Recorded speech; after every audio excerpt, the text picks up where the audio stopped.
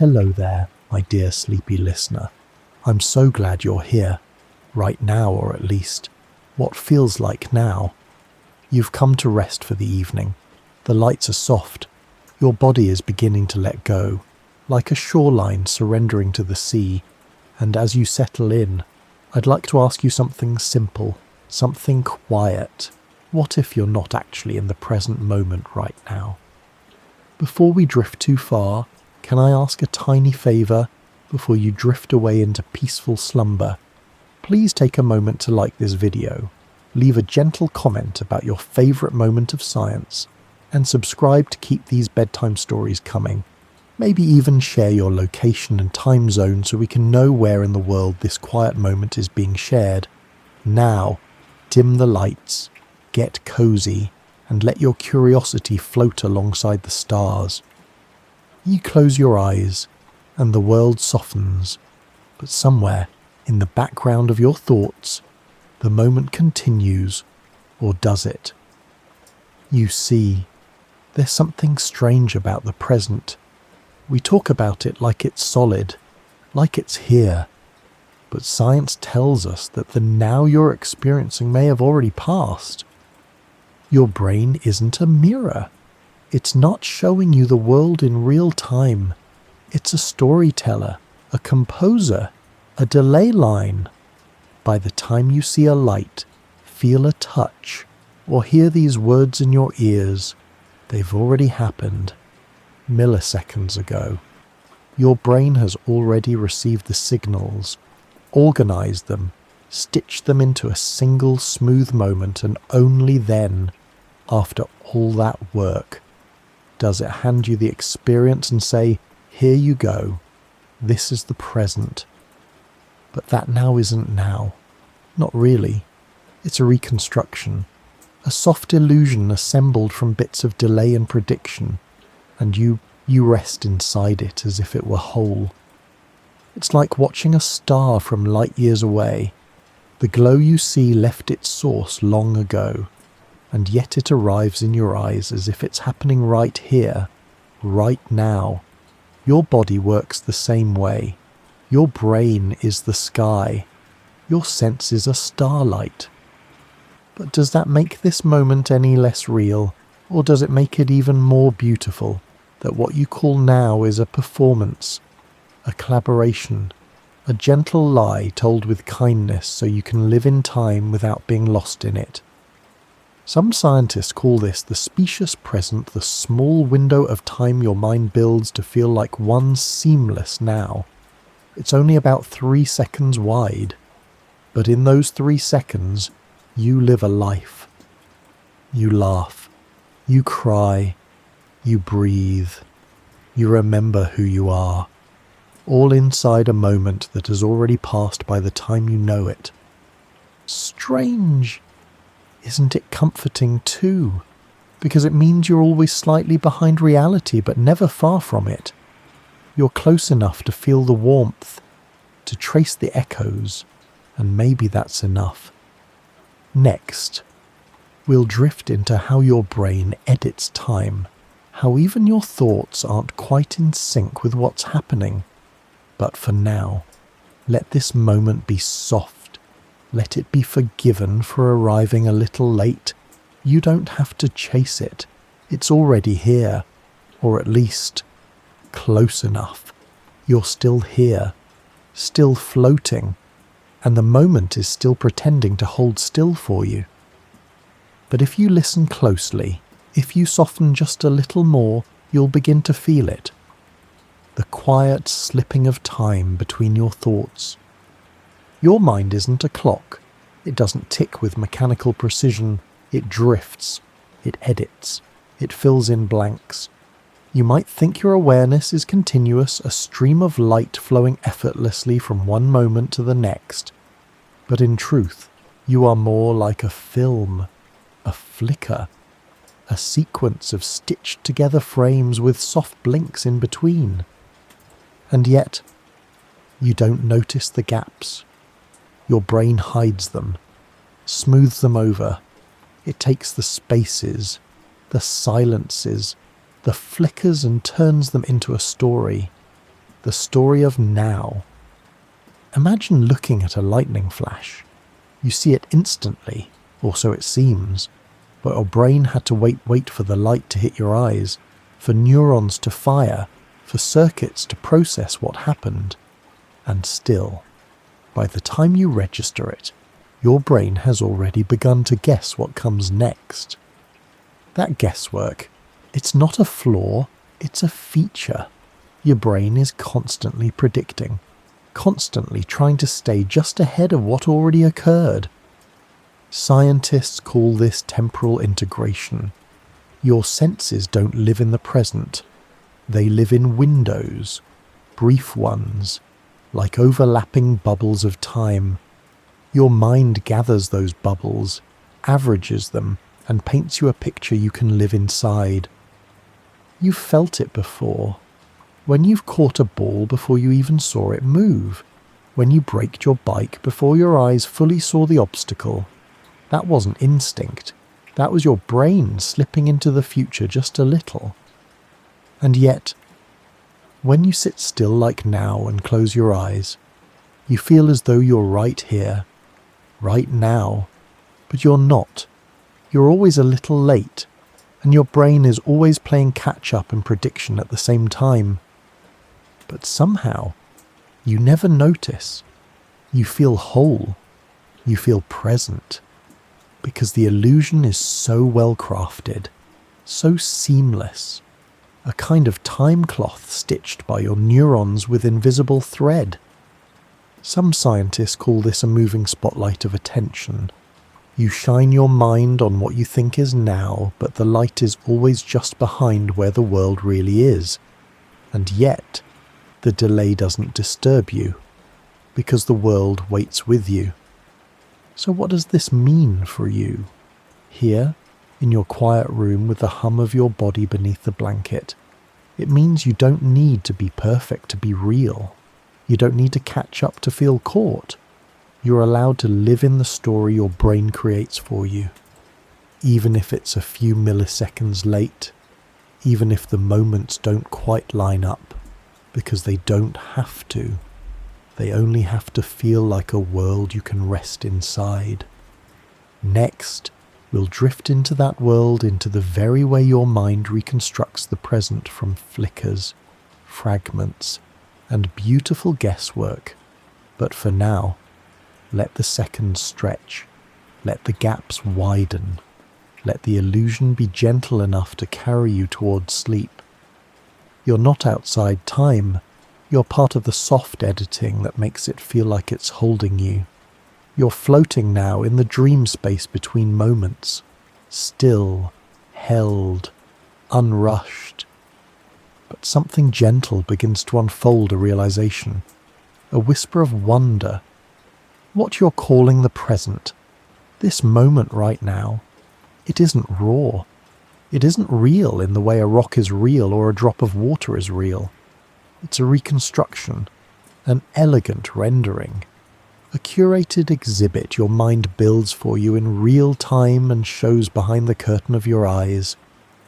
You're not witnessing reality. You're witnessing a version of it, your brain's best guess about what just happened and what might be happening next. A kind of hallucination, but one you can trust. Neurologists call this process perceptual binding.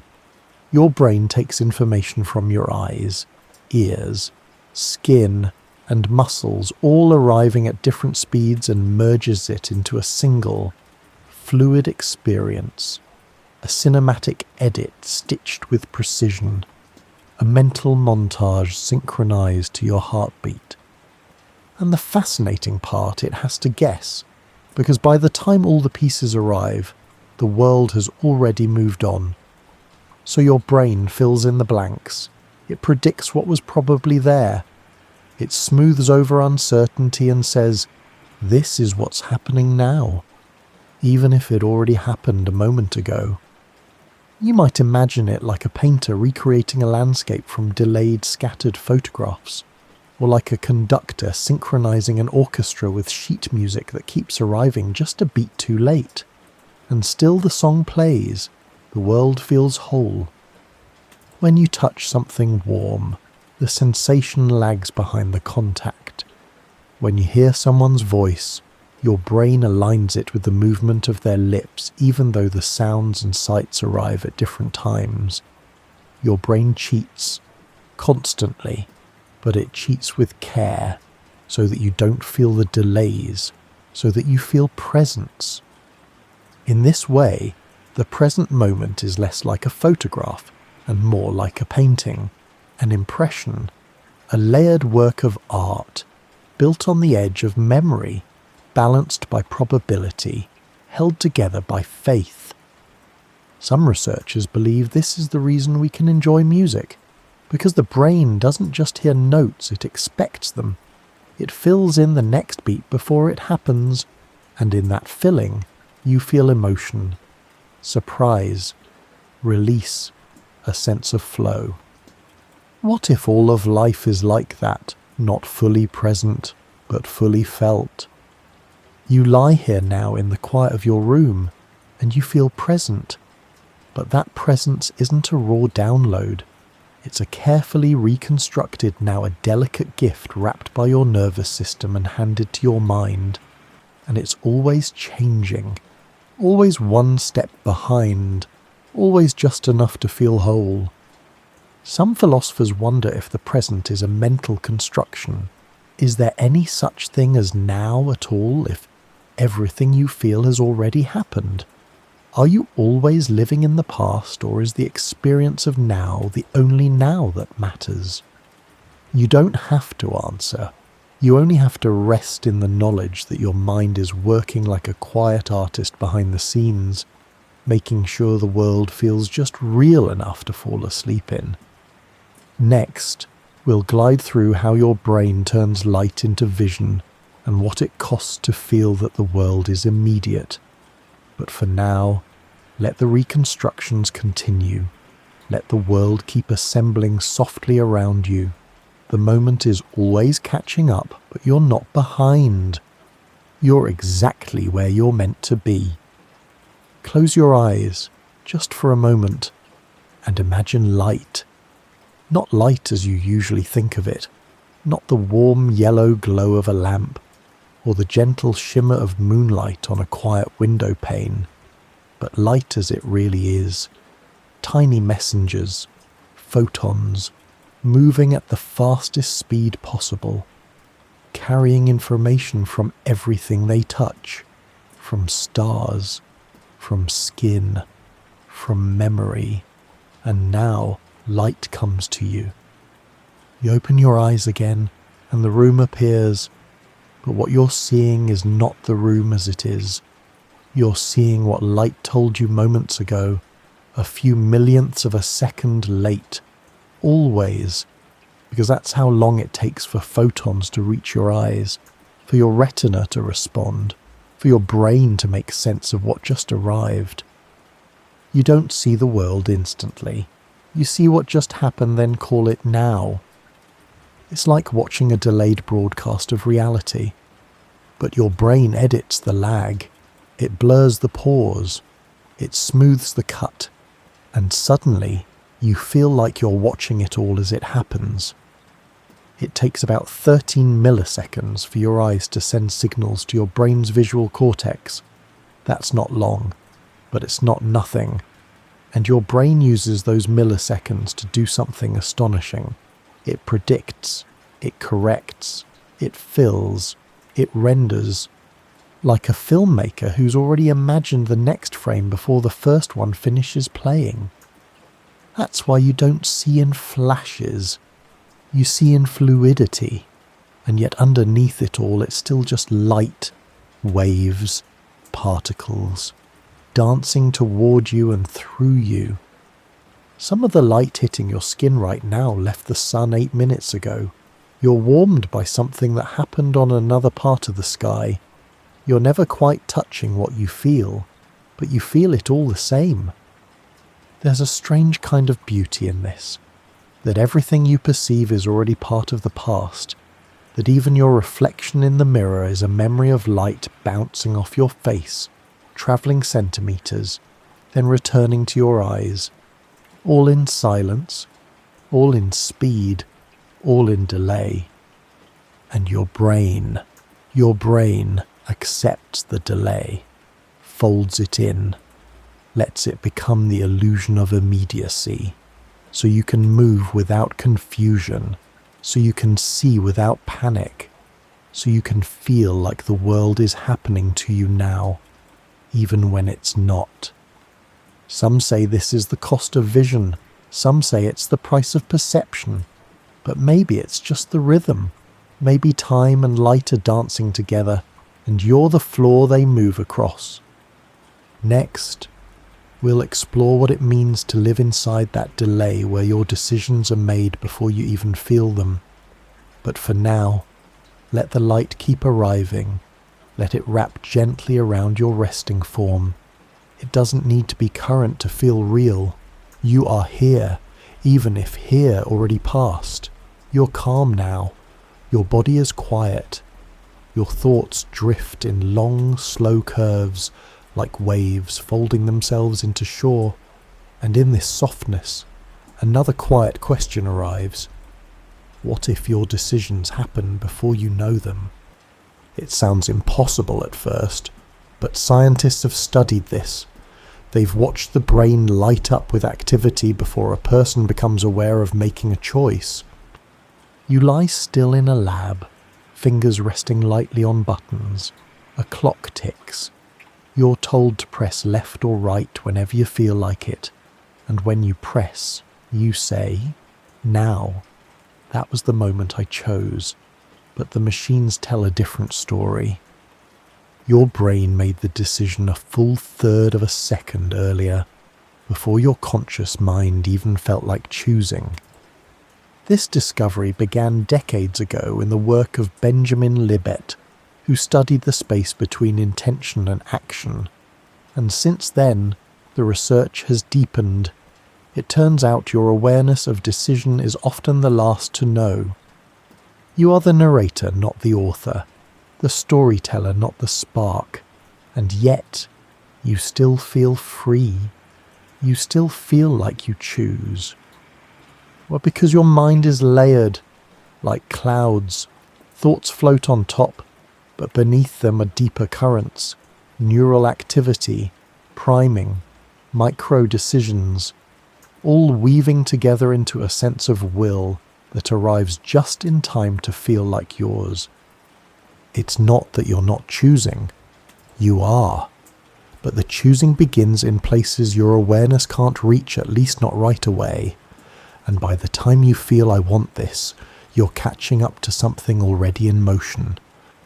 So what does that make you? An illusion? No. Not at all. You are not the illusion. You're the witness to a process that includes you. You're the spotlight falling gently on the stage just as the actor moves. And somehow, that timing is enough. Imagine a wave forming on the ocean. You might say the wave decides to crest, but really it's the result of wind, depth, currents. Still, the wave is real. It moves. It shines, just like you. Some scientists argue that free will may not be what we thought, that it's not a single moment of pure agency, but a cascade of overlapping causes that converge into action. But that doesn't make you less human. It makes you more beautiful. A chorus of hidden processes harmonizing into what feels like a thought. So here, in your bed, with the night outside and your breath like a gentle pendulum, you can release the need to be fully in control. You're not failing by being delayed. You're not broken by being built this way. You're part of a system that makes you feel present just late enough to feel alive. Next, we'll wander through the mind's strange relationship with time, how your brain doesn't just remember and perceive, but also constantly predicts. But for now, rest inside this pause. Let your decisions arrive without worry. You're not behind. You're riding the tide of something deeper, and it's carrying you exactly where you need to go. You're still resting. Your breath has taken on that slow, tidal rhythm in and out, like the sea remembering the shore. And within that rhythm, your mind begins to stretch, not outward, but through time. Because your brain, even in this sleepy quiet, is never in just one moment. It is always elsewhere. It's remembering, replaying, anticipating. Your mind is a traveller soft-footed, quiet, slipping between what was and what might be, and sometimes it forgets where it is. Scientists call this process mental time travel. It's what allows you to revisit your childhood as if it were a place, to imagine next week as if it's already unfolding. It's not a glitch, it's a feature. You live inside a timeline that bends, that folds back to touch old moments, that reaches forward to test possible futures, and somewhere in the middle, you call that place now. But the truth is, you're rarely here. Even now, as you rest in this moment, your brain is flickering. Little pulses of memory, faint threads of worry, tendrils of imagination. It's never still. It's never fully present. But that doesn't mean you're lost. It means you're woven. The parts of your brain that remember the past are the same parts that imagine the future. There's no strict division. To reflect and to predict, they share neural pathways. Your hippocampus, your prefrontal cortex, these regions don't care about clocks. They care about context. So when you recall a favourite evening, you're not just watching a replay. You're recreating it, reassembling it, living it again through fragments of emotion, smells, sounds. And when you picture a future conversation, you're not just guessing, you're rehearsing, preparing, simulating. You're not stuck in linear time, you're swimming in it, darting forward, gliding back, resting briefly at the surface of now.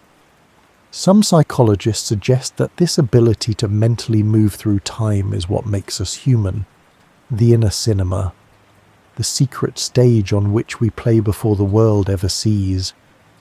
But it's not just a blessing.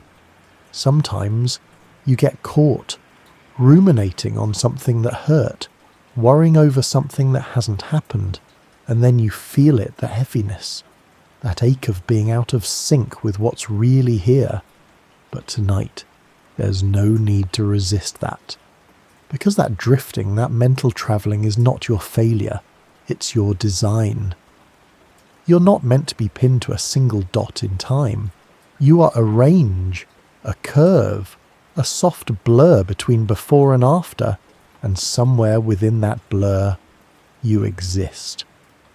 Next, we'll step into the quantum world where time doesn't always move forward, and particles seem to play by very different rules. But for now, let yourself wander. Let your thoughts loop back. Let them reach ahead. You're not escaping the moment. You're expanding it. You're not late. You're not early. You're everywhere. Your mind is willing to go. You're gliding now, slower than thought, quieter than breath, deeper than dreaming. And beneath all the moments you've ever lived in, beneath clocks, beneath memory, beneath even perception, there is a smaller world, a stranger one, the quantum realm. This is not a place of logic, not in the way we understand it here. Particles exist not in one location, but in possibilities. They shimmer across states neither here nor there until you ask them to choose. They don't move through time in a straight line. Sometimes they don't seem to move through it at all. At this scale, the concept of now becomes slippery. What does it mean to be present when particles can exist in many positions at once, when their state depends on whether or not they're being observed? You've heard of this, perhaps quantum superposition. A particle isn't here or there, It's both, until it isn't, until someone or something looks. You rest now in the gentle confusion of that, because even though it sounds abstract, even though it seems impossibly small, your entire body is built from this uncertainty.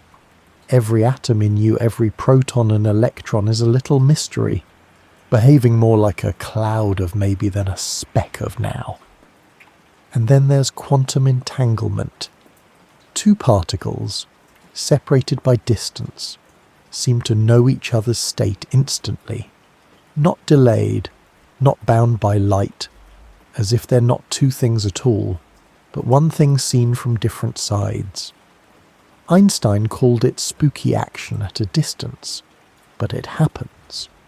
And it suggests something beautifully strange, that time and space are not always the final word. That connection may run deeper than causality. In this world, the future might influence the past. Outcomes may not exist until chosen, and the present.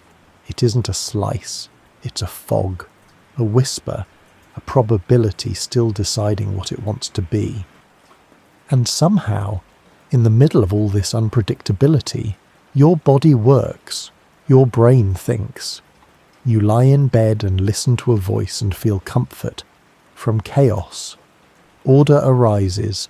From maybes, a sense of you. You're not made of clocks. You're made of clouds of possibility that somehow learned how to hold hands and become form. And maybe, just maybe now is the same way. Not a point, but a gathering, a convergence of uncertain things that, for a moment, agree to be real. Next, we'll return from the quantum and move back into the mind to explore how even your thoughts live on different timelines. But for now, let the uncertainty remain. Let it cradle you. You're not an accident. You're not an error. You're a quiet arrangement of cosmic ambiguity that somehow feels like a person falling asleep. You're lying still, but your mind is not one thing, it's many. Not a single voice, but a soft chorus whispering in different directions. Sometimes in harmony, sometimes not. And each part of that chorus has its own sense of time. The brain is not one clock. It is a network of time zones, each processing, reacting, and integrating at its own pace. Your visual cortex, that part that takes in light and shape it, moves fast. Tens of milliseconds from photon to picture, but your emotional brain, your amygdala, your limbic system, they move on slower tides. They process meaning, danger, longing, and they do it in deep, rolling waves. That's why you can react before you know why. It's why your heart races at the sight of a face before your thoughts catch up. It's why memories suddenly return when a smell drifts by on a summer night. One part of you is already remembering, while the rest of you is still surprised. These zones of the brain, they aren't always in sync.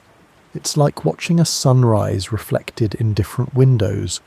Some catch the light sooner, some hold it longer, and all together, they shape your sense of now. Even your motor cortex, the part that moves you, must plan slightly ahead. When you reach for a cup, your brain began preparing before you felt the impulse. Because if it didn't, you'd be too slow. You're always living a little in the future, a little in the past, and somehow it all feels like the present. You can test this in dreams. There. Your thoughts often run ahead of reason. Images shift before you've decided. Scenes fold inward, and you wake feeling as though time moved differently. Because it did. Inside your head. The clocks never tick at the same rate. Some neuroscientists call this asynchronous consciousness. A mind stitched together from events that didn't quite happen at the same time but were experienced as if they did. You feel a thought and a feeling and a sensation all arriving together, even though they didn't. And yet you still feel like one person, not fractured, not scattered, whole. That's the miracle. That from this disjointed orchestra of neuronal timekeepers, you emerge with the illusion of a seamless now. You're not a unified moment. You're a constellation of timing, and somehow that constellation knows how to shine like a single star. Next, we'll zoom back out to the vastness of space and motion to discover how the universe itself has no single now to offer. But for now, let your thoughts drift at their own pace. Let emotion be slower than logic. Let memory be faster than explanation. You don't have to sync every part of yourself. You only have to listen as they sing in the key of you. You've been drifting gently within your own mind, watching thoughts fold over each other, watching time stretch and bend in the quiet spaces behind your eyes. But now, let's step outside. Let's leave the brain for a moment. Let's float outward, beyond the walls, beyond the sky, beyond the earth, into space. Because here the very idea of now begins to dissolve. Imagine two people, two gentle travellers. One remains on earth, walking among trees, drinking warm tea, reading soft books by lamplight. The other boards a spacecraft. They glide away from the planet, accelerating faster and faster still. From each person's perspective, they exist in a now, a present. But here's the twist. According to Einstein's theory of relativity, those two nows are not the same. You've heard of this before. Perhaps that time slows down as you move faster, that astronauts age a little more slowly than people on Earth. But the idea goes deeper. Einstein showed us that simultaneity, the concept that two things happen at once, is not absolute. It's relative. Relative to motion, relative to position, relative to the observer. So while you lie here, in the soft quiet of your room, and imagine a distant star blinking on the edge of the galaxy, you might ask, is that star shining now? And the strange answer is, it depends. It depends on your motion, your velocity, your position in space-time. Because the present, out there, is not a single moment that wraps around the universe like a blanket. It's more like a sheet that tilts and twists depending on how you move. Physicists call this the relativity of simultaneity. It means that now for you may not be now for someone else moving very fast in a different direction. And the faster they move, the more skewed their present becomes. So imagine this somewhere. On the far edge of the cosmos, a galaxy spins. It might already be gone. It might still be forming. And depending on your motion, either one could be true for you. This isn't science fiction. This is what the equations tell us. This is the structure of space-time, not a stage where events play out, but a fabric that warps and stretches under the weight of mass and motion. And now is not a line, it's a fold. You might wonder if there's no universal present. What does that mean for us?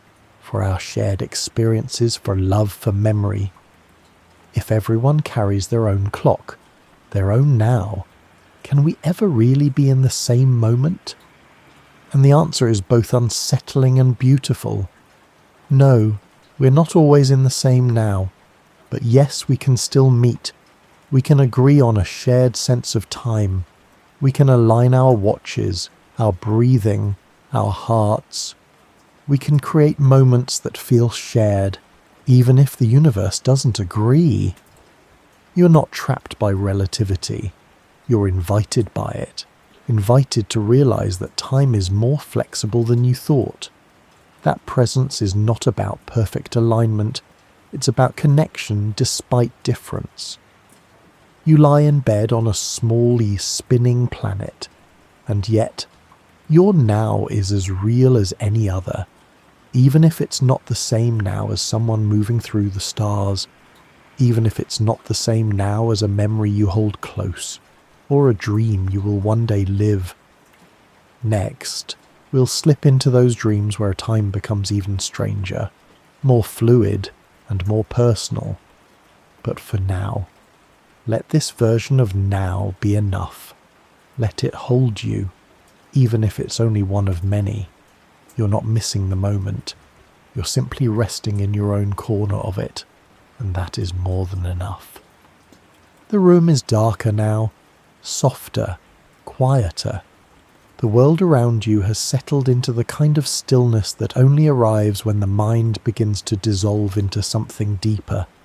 And it's here, right here, in this gentle half-sleep that the strange doors open. You feel it, the familiar beginning to slip, the edges of now beginning to blur, and suddenly you are dreaming. But it doesn't feel sudden, does it? It feels like you are always here, as though this new world has been waiting just behind your waking thoughts, ready to catch you in soft arms the moment you let go. And in this world, time doesn't behave. It doesn't march forward. It doesn't tick in rhythm. It folds. It skips. It loops. A single moment may stretch into hours. An entire year may pass in seconds. You may begin at the end and finish at the beginning. You've lived this. A dream where you're late for something, but don't know what. A dream where the sun rises twice and no one notices. A dream that feels like memory, but of something that never happened. Neurologists have studied this. During REM sleep, your brain becomes deeply active. The visual centers light up. Emotional circuits hum. But your prefrontal cortex, the part of you that tells time, that orders events, that insists on logic, it goes quiet. And without that guide, you are free. Free to move across your life without chronology. Free to rewrite your story in reverse. Free to step into futures you've never imagined and pasts that don't exist. And yet in the dream, it feels true. It feels realer than real. Some researchers believe that dreams are the playground of memory consolidation, a space where the brain sorts, reorganizes, and embeds what you've lived. But it does so without a timeline. It stacks moments not by order, but by emotion, by intensity, by meaning. So a conversation from last week might sit beside a childhood bicycle, and the feeling of flying through a window into a violet sky. And all of it belongs together. So what does this say about waking time? If your mind can experience whole worlds out of sequence, if it can feel the passage of hours in a breath, what is now, really? Is it just an agreement, a consensus between neurons, a fragile thread woven each morning and dissolved each night? Is it a trick, a kindness, or is it something else? A rhythm your body keeps so that your soul doesn't get lost. When you wake from a dream, you don't say it wasn't real. You say it felt real, and that feeling, that certainty comes not from the clock, but from within. Maybe time isn't about what's true. Maybe it's about what feels true when you're inside it. Maybe presence isn't measured in seconds. Maybe it's measured in attention. Next, we'll slip back into memory and explore how your brain stores time not as a straight path, but as a map made of places, scents, and stories. But for now, let the dream have you. Let the moments melt and stretch. You don't need to hold them in order. You only need to rest inside their softness. Even now, you may already be dreaming, and that's okay. The timeline can wait. You're floating now inside yourself, not through veins or skin or breath, but deeper into the folds of thought, into the quiet chambers where memory lives. This isn't a museum. It's not a file cabinet. It's not even a drawer full of names. It's a landscape, a map. And your memories, the moments you've lived, the seconds you thought you'd forgotten, they are not stored as dates or timestamps. They are stored as places. Your brain, especially a part of it called the hippocampus, remembers time by anchoring it to where you were when it happened. It doesn't just ask, what day was that? It asks, where were you? What did the air smell like? What colour was the light time? To your brain is a kind of geography. And so, when you remember, you travel. You walk through old kitchens. You sit on benches that no longer exist. You find yourself inside rooms built from sunlight and scent. And even if the moment is 20 years gone, you are there. Your mind rebuilds it, not with perfect detail, but with something even stronger. Presence. Neurologists call this episodic memory the ability to re-experience a past event with the sense that you were there. It's not the same as knowing a fact. It's not remembering that Paris is the capital of France. It's remembering the soft crunch of a croissant on a rainy street in Montmartre, while a stranger passed wearing perfume you've only ever smelled once. It's not data. It's a dream you once lived through. And here's the strange part. Your hippocampus doesn't just recall time, it creates it. It pieces together moments out of fragments. It links emotion to setting. It lets a quiet conversation in an airport become more permanent than entire years. So when you lie here and think about a person you miss, you're not just remembering them. You're moving through time. You're visiting a memory as if it were a place. And your body responds, your chest tightens, your breath slows, your eyes soften. Because your memory isn't stored in the past, it's alive. Scientists have even found that certain neurons in the hippocampus act like time cells firing in a specific order as events unfold, giving structure to your inner sense of when. But those sequences can be rewritten. The map can change. Memories aren't fixed, they are reconstructions. Every time you recall one, you paint over it, touch it, reshape it, and so your sense of time is always in motion, fluid, living, soft. Maybe that's why some memories fade like mist, while others glow like stars in a dark sky. Not because they were more important, but because they're more connected to place, to body, to feeling, time stitched to space, time held by love.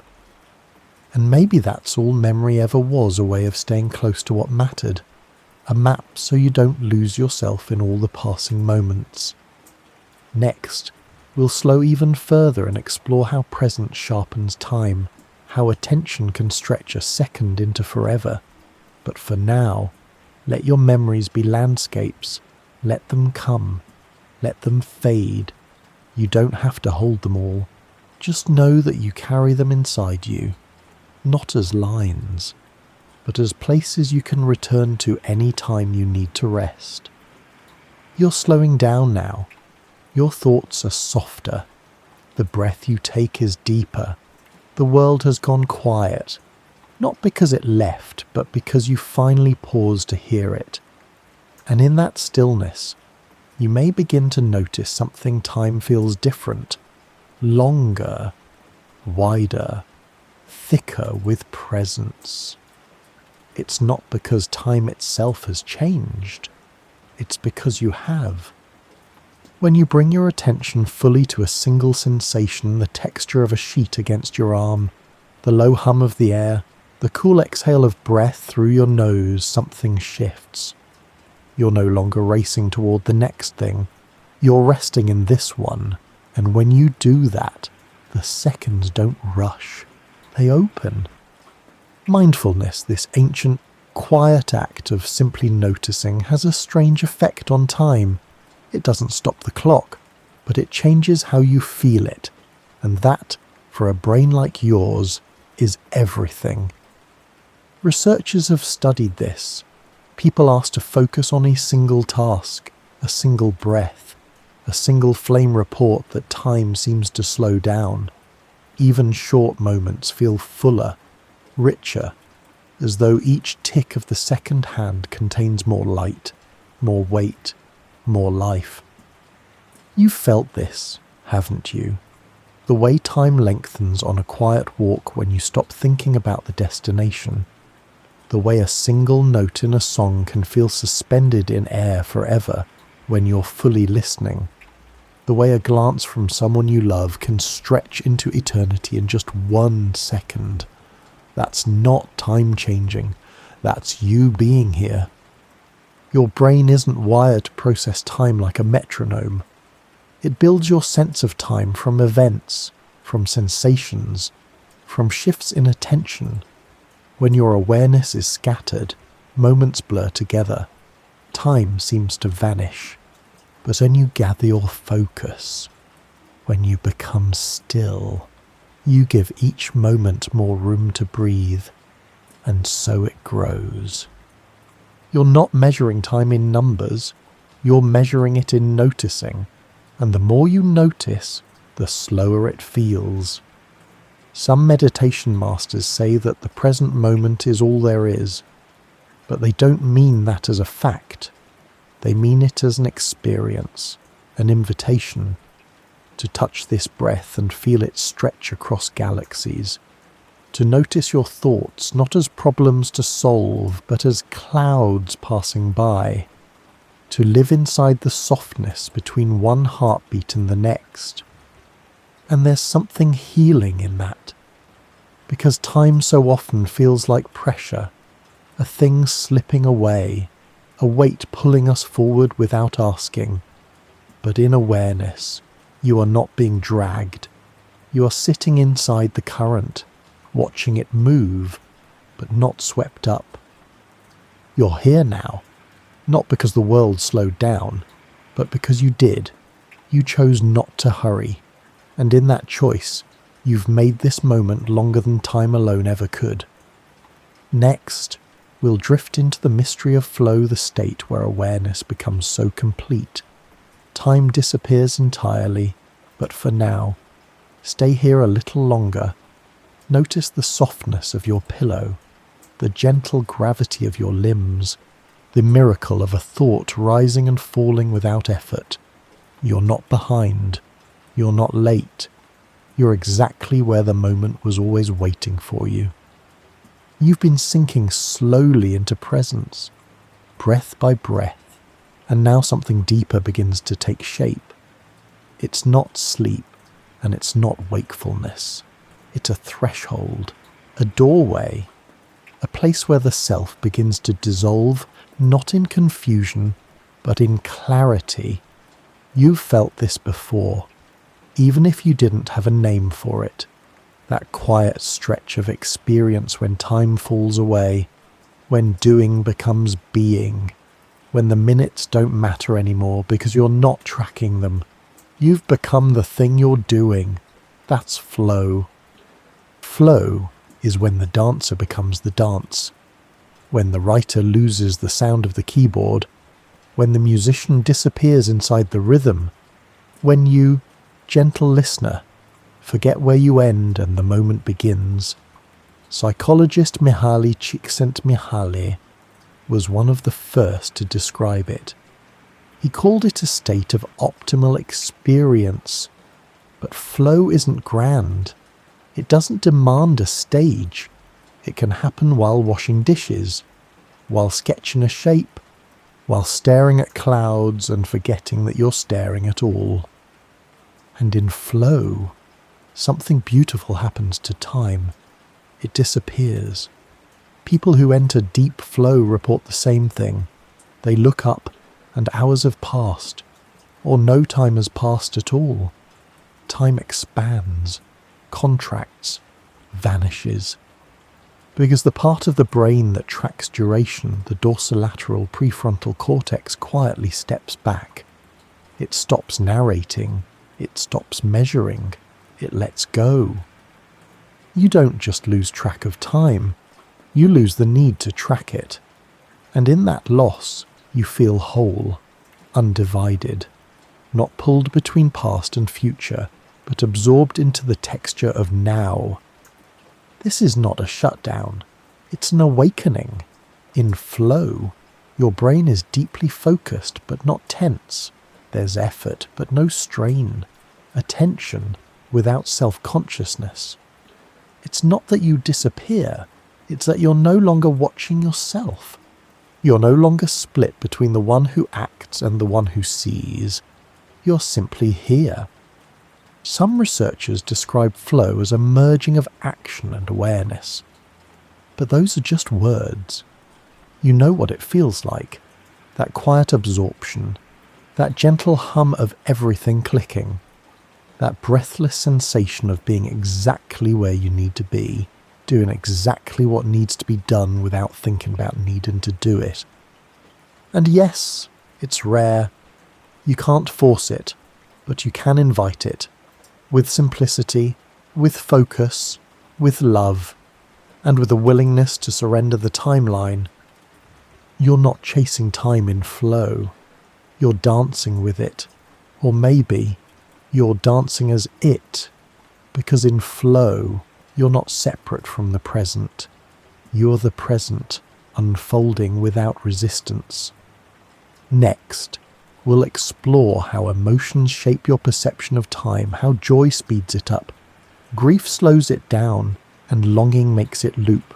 But for now, let go of the hour, let go of the minute, let go of the watcher within you, and rest in the rhythm of being without measure. You're resting now in a place without rush, no bells, no reminders, no deadlines pulling you forward. But even here, where the world feels so quiet, there's something moving inside you, something deeper than breath, something slower than thought, emotion, and with it comes a strange truth. Your feelings reshape your time. Not metaphorically, not symbolically, but experientially. To your brain, time is not a constant stream. It's more like clay soft, mouldable, shifting its shape depending on what your heart is doing.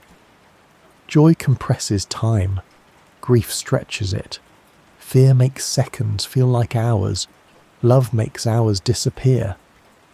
You've felt this. The way a holiday flashes by in a blink. The way a hard conversation lasts forever. The way a laugh shared in candlelight feels like it both just happened and has always been with you. Time is not a machine. It's a mirror of your inner weather. This isn't just poetry. It's neuroscience. When you're afraid, your amygdala, the brain's emotion center, goes on alert. It increases attention, amplifies memory, slows down perceived time so you can respond, react, survive. And when you're joyful, your attention relaxes, your focus narrows. You don't track seconds because you don't need to. Time passes faster, not because it changes, but because you do. And then there's longing.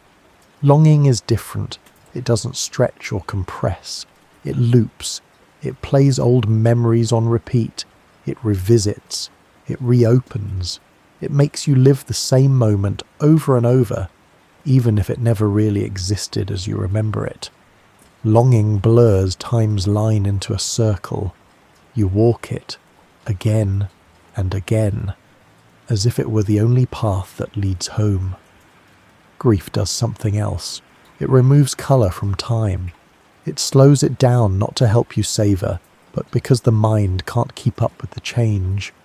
The world continues, but inside you feel like it has paused, and in a way, it has.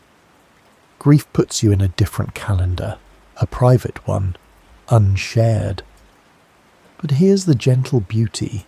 These emotional distortions, they're not failures of perception.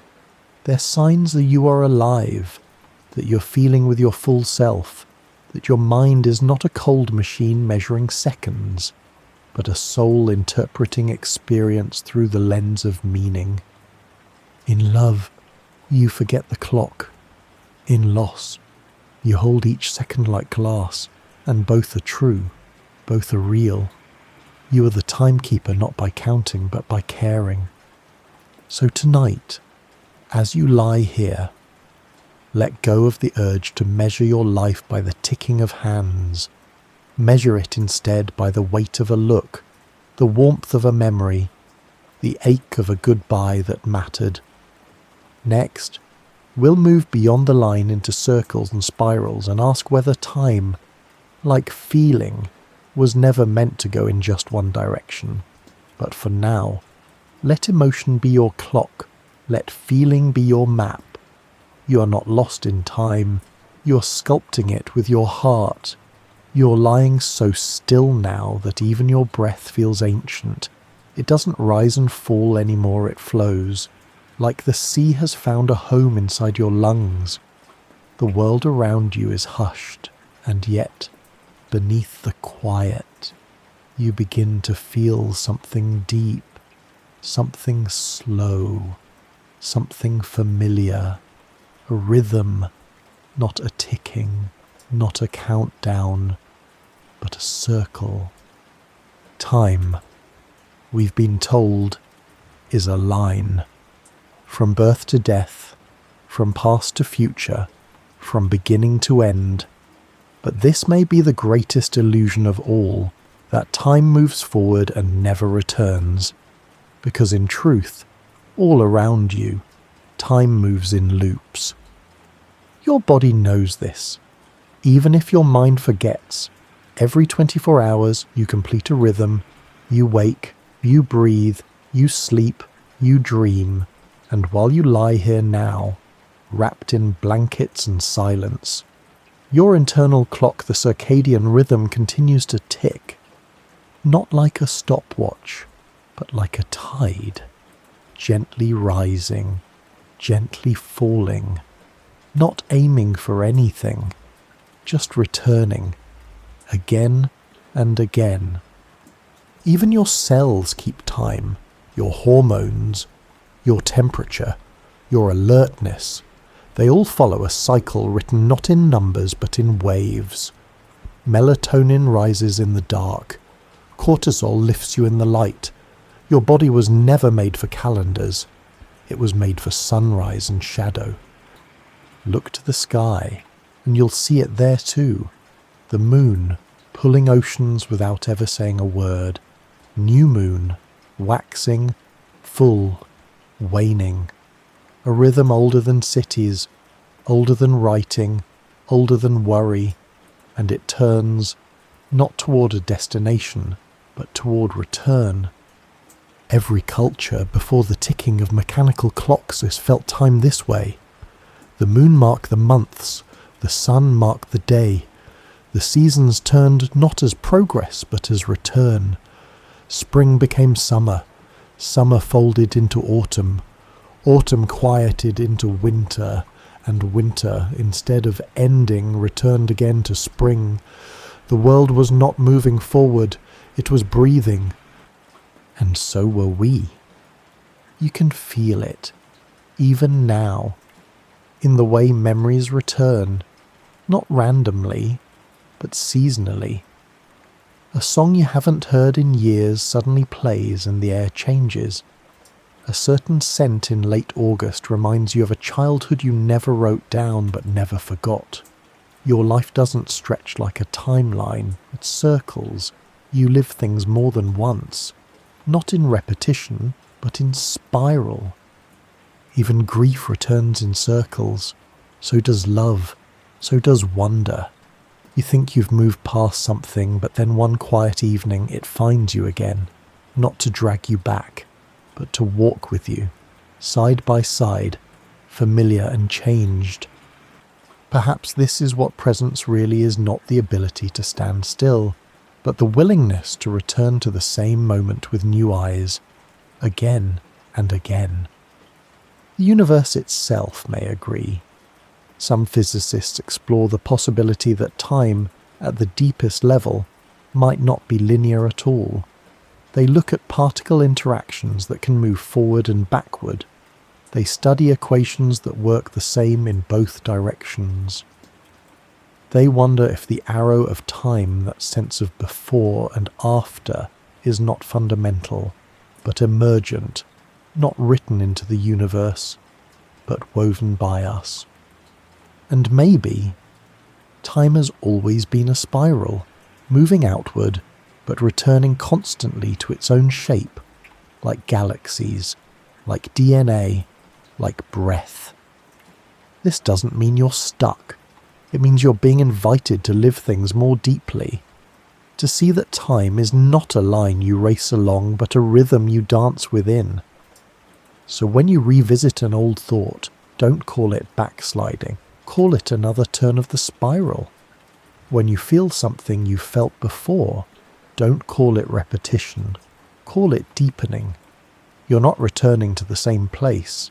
You're returning with more of yourself, with more stillness, more wisdom, more softness. Think of the earth as it spins and spins. It turns every day, but it doesn't just spin. It orbits, it leans, it loops around the sun in a great ellipse year after year after year. A loop within a loop. Time is not a path. It is a nesting, a weaving. So here you are now, in your own tiny orbit, lying in the dark, turning slowly inward, returning to this breath, this heartbeat, this quiet. And though the world tells you to keep moving forward, you are allowed to pause, you are allowed to circle back, you are allowed to stay. Next, we'll wonder if the future is already here, not waiting to arrive, but quietly existing beside us, just beyond the veil of perception. But for now, feel the circle, feel the rhythm beneath your ribs, feel the return of each breath as it arrives home. You're not late, you're not early, you're simply turning with the world that made you. You're still here, still listening, still breathing, but you may have already drifted far beyond where you began, not in space, but in thought, in the soft landscape of ideas where past, present, and future begin to blur. And from this restful place, a new question begins to rise, one that doesn't rush, but lingers. What if the future already exists? It seems like an impossible idea, the kind that only belongs in science fiction or whispered philosophies. But quietly, patiently, some physicists and philosophers have long considered it possible that time is not a river, but a landscape. Not something flowing from moment to moment, but something already there whole, unchanging, eternal. This idea is called eternalism, and it's not about fate, it's not about prophecy, it's about structure. Imagine time not as a line being drawn, but as a line that's already there, drawn in its entirety, from beginning to end. Now picture every moment of your life as a point along that line, your birth, your first laugh, the dream you had last night, the breath you're taking right now, the breath you'll take a week from now, all of it already in place, already real, not waiting to be created, just waiting to be experienced. This is called the block universe, a model of space-time where past, present, and future are equally real, equally present in the great shape of everything. We only feel the illusion of flowing forward because our consciousness moves along the line like a flashlight passing over a photograph. The image doesn't change, the light does. You might be wondering if this is true. Where is choice? Where is freedom? If the future is already there, are you just reading from a script, but maybe the future being real doesn't take away your freedom? Maybe it contains your freedom. Maybe the script was always written with your choices included, not forced, but known. Like reading the last chapter of a novel and realizing every step along the way was leading there by the truth of who you are. Even Einstein seemed to feel this. In a letter to a grieving friend, he wrote that for us believing physicists, the distinction between past, present and future is only a stubbornly persistent illusion. That doesn't mean we're stuck. It means we're held inside a universe that already contains every sunrise and every sigh. Imagine a reel of film. Each frame already exists. The laughter, the tears, the pauses. We only see one frame at a time, but all the others are already there. The ending is not in the future. It's in another frame you haven't reached yet. And your role is not to change the reel, but to walk through it with open eyes, to see, to feel, to live the journey from one frame to the next. But this idea is not just cosmic, it's personal.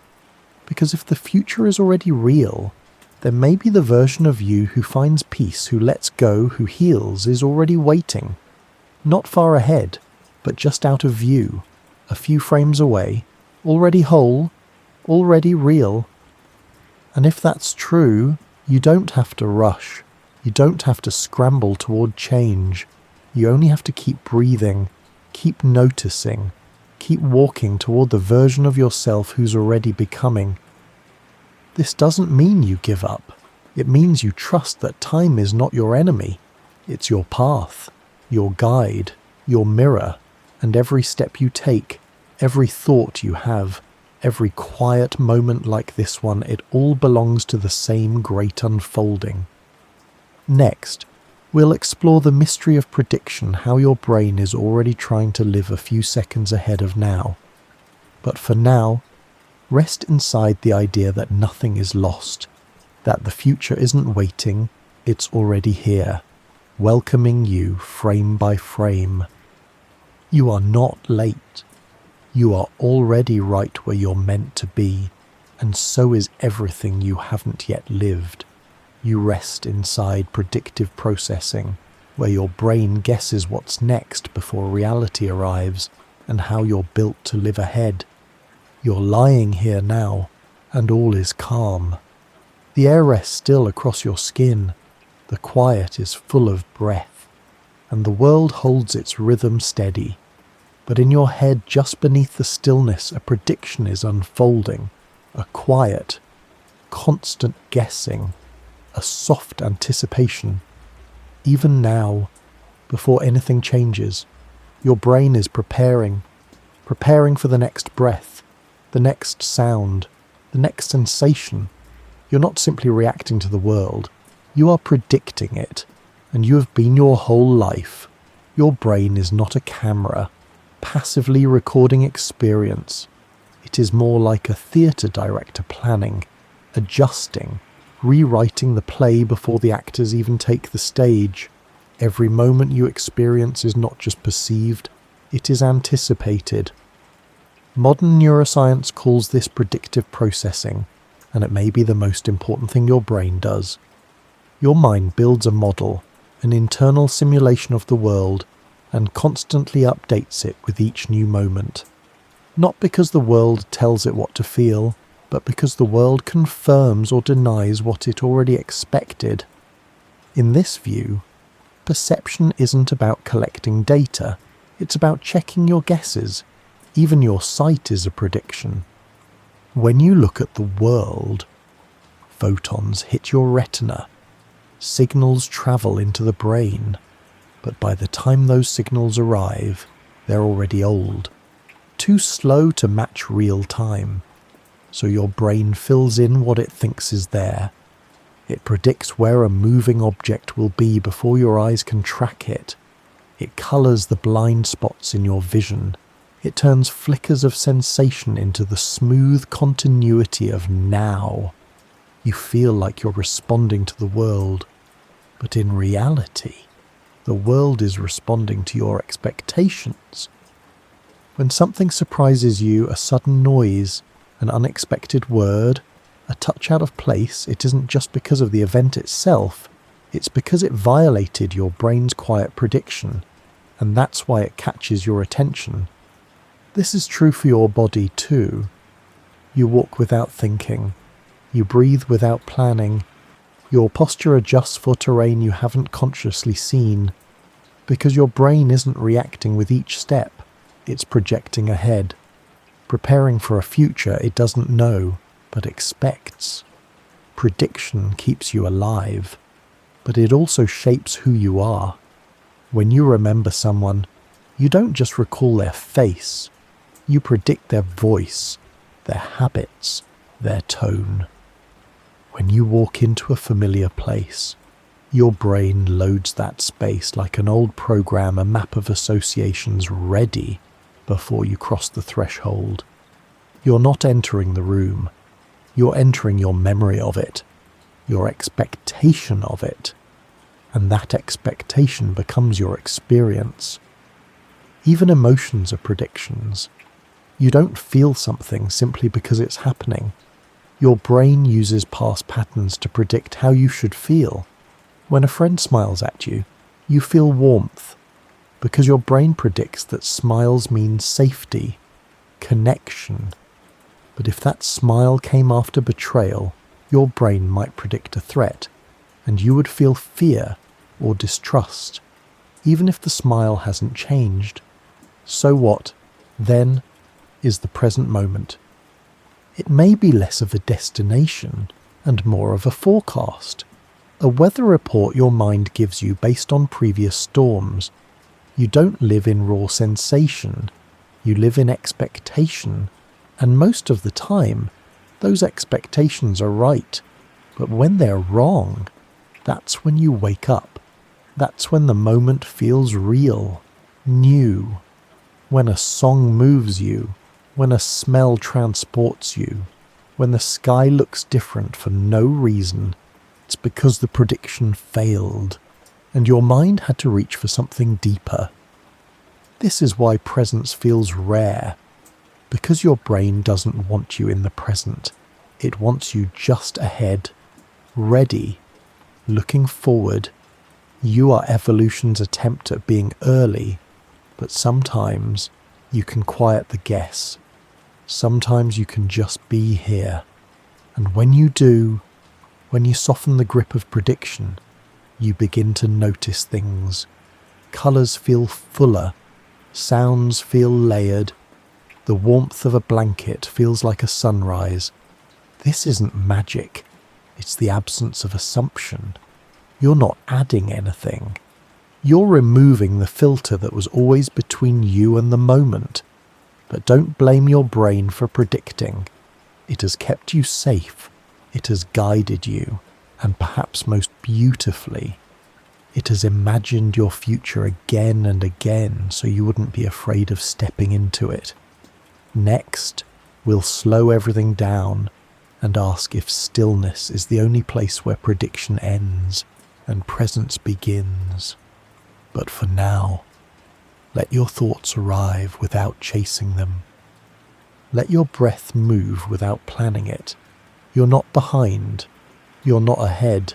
You're right here, in the quiet space between what you expected and what the world has gently given you instead. You slow everything down, touching a single breath, and wonder if the only real now is the one you stop to feel. You're here now, not in thought, not in memory, but truly, quietly, unmistakably here. It began slowly. You may not have noticed it at first, the soft release of a long-held breath. The moment your shoulders dropped without asking, the way the thoughts that once tugged at you have faded, like footsteps vanishing into mist, and now you are still, not frozen, not silent, still. There is a difference. Stillness is not the absence of movement. It is the presence of everything moving within you, gently, without rush. It is breath without urgency, sensation without narrative, awareness without commentary.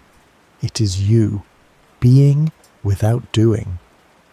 For most of your waking life, you have been carried by motion, by the stream of nexts.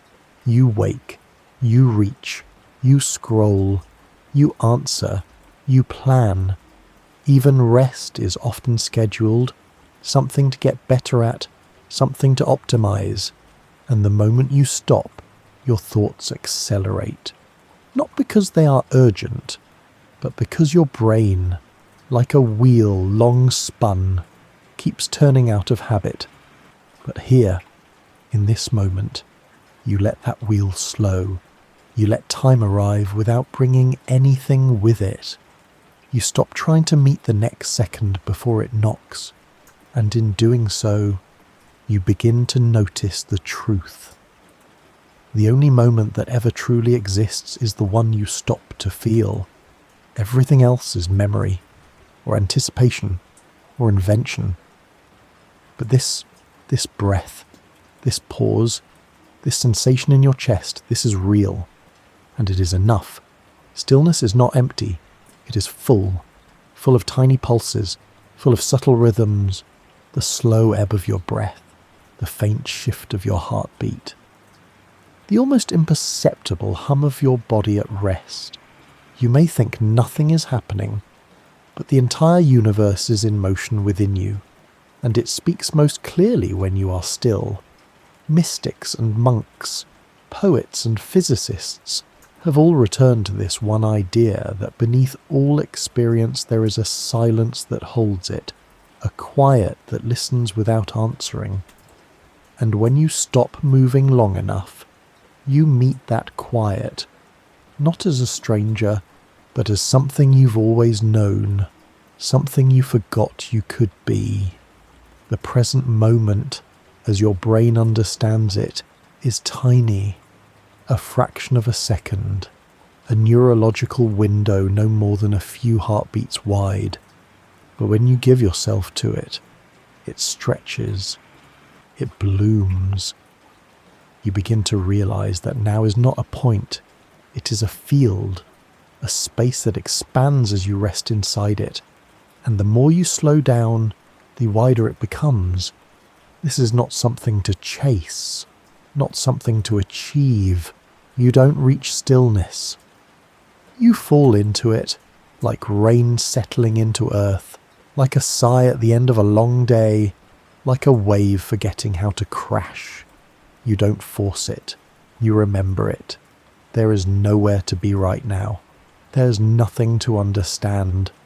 There is only this inhale and this exhale, this gentle settling into the place where time stops needing to pass and begins, instead, to unfold. Next, we'll explore the art of letting go and ask if releasing our grip on the present is the very thing that makes it real. But for now, stay just a little longer. You don't need to move. You don't need to speak. Let this be the moment that doesn't lead to anything. Let this be the moment that simply is, and in being sets you free. You loosen your grip on the present and instead feel the vast web of moments you're part of, past, future, and in between. You are here, but only gently, and that, in itself, is the shift. You're not gripping the moment anymore. You're not tightening yourself around the idea of presence. You're letting it hold you like a hammock holds a sleeper, like a river cradles a leaf. You are resting not in the now, but with it. And that is a very different thing. We often speak of presence as something to capture, something to reach, as if the moment were a butterfly and we had to stay still enough or pure enough to trap it in our hands. But perhaps the harder we try to grip the present, the more it slips through us, like sand, like breath. Because the present was never something meant to be held.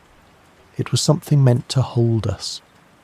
Imagine time not as a straight path, but as an endless net, a web stretching in every direction, each knot a memory, each thread a possibility, and you not standing above it, but woven into it, not passing through time, but suspended within it, a part of its fabric. You are not chasing now, you are one of its strands. Letting go of the present is not abandonment, it's trust. Trust that you don't have to grasp in order to stay. Trust that time will not forget you if you stop trying to memorize each moment. You don't have to cling. You don't have to hold so tightly. You can loosen. You can exhale. And presence will still carry you. You may have believed that to be fully alive, you had to be constantly aware, constantly tuned in, but there is also life in the unfocused gaze. There is beauty in letting yourself drift without guilt, without expectation. You do not have to be awake to every second for your life to be meaningful. Some of the most important things happen while you're resting. Some of the most sacred thoughts emerge when your grip softens. Letting go of now is letting yourself be part of time, rather than outside of it. It is the difference between being a clock ticking, tracking, measuring, and being a flame, flickering within the rhythm of wind. One records, the other belongs. This is not to say that presence isn't precious. It is, but it doesn't ask to be owned. It asks only to be noticed in passing, like sunlight through trees, like laughter from another room, brief but complete. When you let go of the need to hold on to now, you begin to feel all the moments rushing toward you like a tide, not a flood, not a storm, but a rising, a fullness. You realize that every future you could live is already stretching a thread toward you, and every past you have lived is not gone, but folded quietly within you. You become not a traveller moving from past to future, but a constellation in the sky of time, one point of light in a vast and echoing field of brightness. You do not pass through time, your time expressing itself as breath, as thought, as body. Next, we'll enter the final drift of sleep, the timeless homecoming that welcomes all moments equally. But for now, let the moment go. Let the shape of now dissolve. You are not falling behind. You're not forgetting anything. You're becoming part of something larger than now. You're becoming a listener in time's endless song, and every note includes you. You finally dissolve into the softest place, where time, self, and sensation all melt, and you return to the quiet that holds all moments. You've arrived, not at a place, but at a vanishing. You're not waking. You're not dreaming. You're resting in the gentle space between. This is where time stops whispering and starts humming. A hum that comes not from clocks, not from calendars, but from within. You're no longer counting seconds. They're folding into each other, becoming one long breath. And that breath is a lullaby. You feel warm now, heavy in the way that stars are heavy, quiet in the way snow is quiet as it falls through lamplight. You feel your body dissolve not into nothing, but into everything. All the thoughts of the day have stepped back. All the tasks, the questions, the what-ifs have knelt into silence as in something deeper has arrived in their place. Not an answer, not a goal, just you, unfinished and perfect. Sleep is not escape. It is reunion with your breath, with your cells, with the soft rhythms that began before you were born. You're returning now not to a version of yourself, but to the place within you that doesn't change when the world does. The part of you that simply is. Time doesn't enter here. There is no past to remember, no future to reach, no present to perform. Only this, only here, only the feeling of being held without needing to be known. Let yourself go. Let the muscles fall. Let the eyes soften. Let thought release its grip, like leaves falling from branches they no longer need. Let your whole self sink gently to the bottom of your own breath, and know that this, right here, is home. You're not missing anything. You're not late for any moment.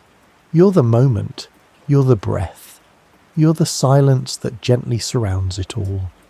Sleep now, and if you dream, may it be gentle, and if you don't, that's okay too. You've already found the quiet beneath it all, the place where even time falls asleep. You linger in the soft afterglow of surrender and discover that even in rest, the cosmos is beside you vast, listening and endlessly patient.